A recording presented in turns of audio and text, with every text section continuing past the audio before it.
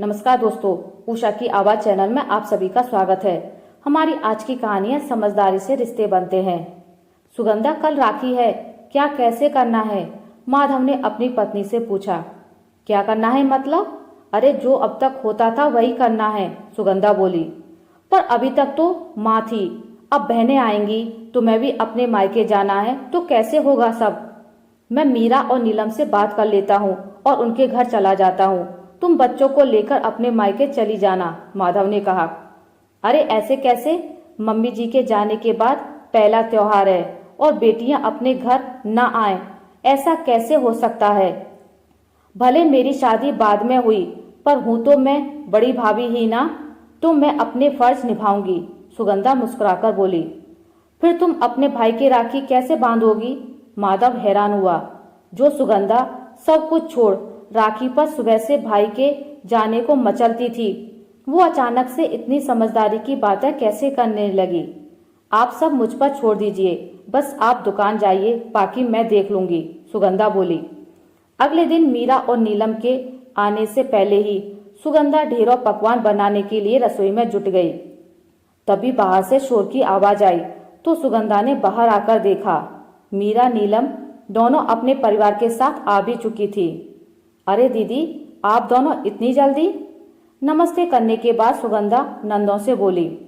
क्यों भाभी, हम अपने मायके भी घड़ी देखकर आए क्या? मीरा बोली। नहीं नहीं, मेरा वो मतलब नहीं था, सुगंधा मीरा के जवाब से थोड़ा खिन्न होते हुए बोली।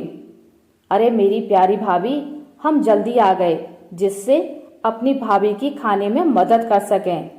ये मीरा तो मजाक कर रही है आपसे, नीलम सुगंधा को गले लगाती हुई बोली।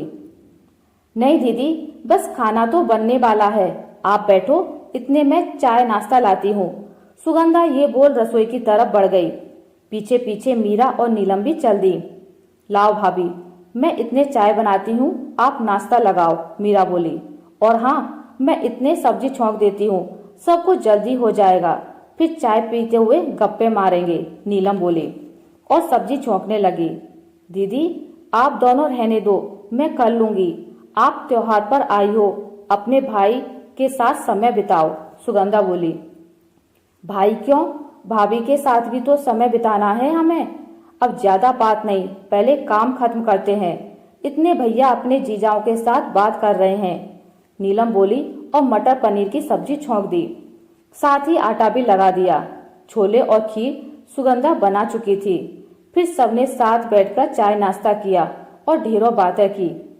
सुगंधा को भी अच्छा लग रहा था परिवार के साथ बैठकर, वरना हर त्योहार वो अपने पीहर जाती थी और नंदें अपने पीहर आती थी। बच्चे भी साथ खेलकर खुश थे। नाश्ते के बाद बहनों ने भाइयों के राखी बांध दी। चलो भाभी, रसोई में गप्पे मारते हुए खाना निपटा लेते हैं, मीरा उठते हुए बोली।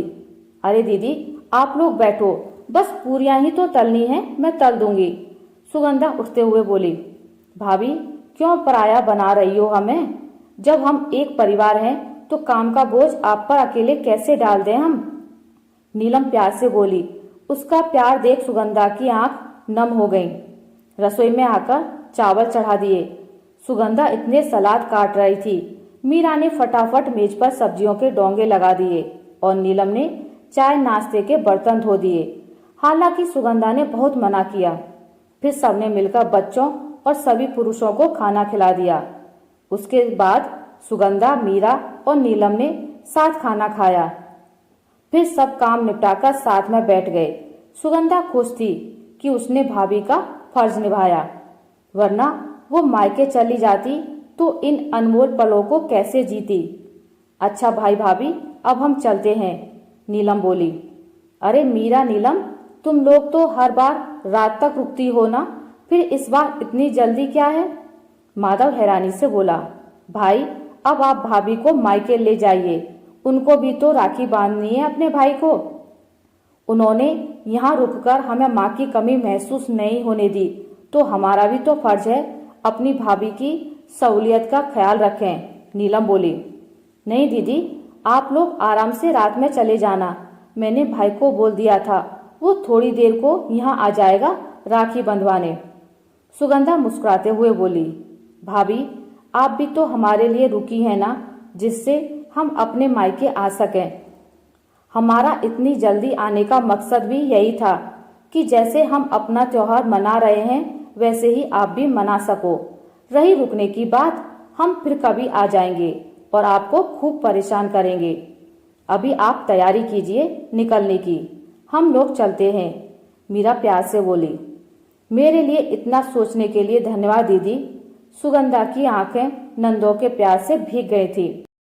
भाभी आपने भी तो हमारे बारे में सोचा ना, अपने मायके ना जाकर हमें बुला लिया, तो हमारा भी तो फर्ज था ना कि जल्दी आ जाएं, जिससे जल्दी चले भी जाएं और आप अपने मायके जा सकें। माँ नहीं है, अब तो आप ही हमारा भाभी, आप ही माँ हैं। हम सभी एक दूसरे की सहूलियत का ख्याल रखेंगे, तभी तो हमारा मायका सलामत रहेगा। माँ से भले ना, पर भाभी माँ से।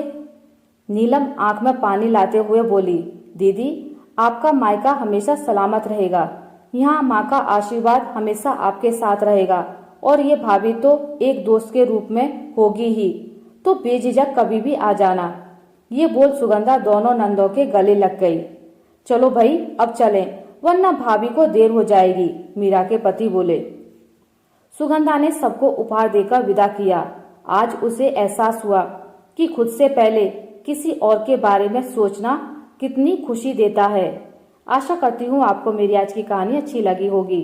अगर आपको मेरी कहानी अच्छी लगी है तो इसे लाइक करें, ज़्यादा से ज़्यादा शेयर करें और अगर आप मेरे चैनल पर नए हैं तो इसे सब्सक्राइब करना ना भूलें।